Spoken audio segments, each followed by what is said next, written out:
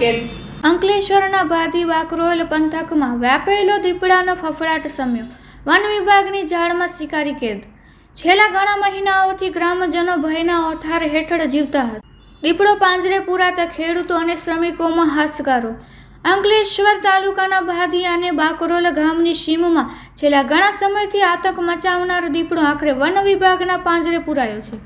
મહિનાઓથી વ્યાપેલા ભય અને ફફડાટ વચ્ચે શિકારી કેદ થતાં જ સ્થાનિક ખેડૂતો અને ગ્રામજનોએ રાહતનો શ્વાસ લીધો છે।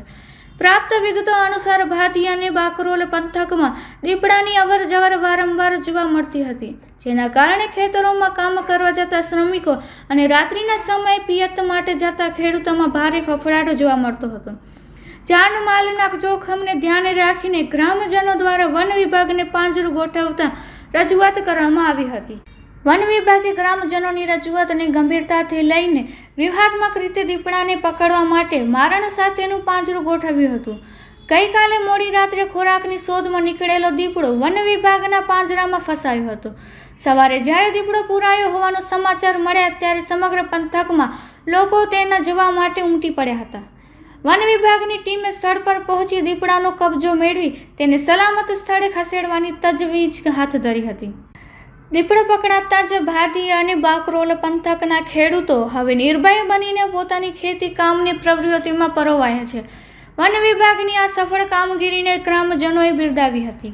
ભાદી ગામ ખાતે આજે એક ફિમેલ માદા પાંજરે પુરાયેલી છે અને અગાઉ પણ 2 થી 3 પકડાઈ ચૂકેલા છે અને આ લેપર્ડના લીધે અમારા ગામના ખેડૂતોમાં એક ડરનો માહોલ રહે છે।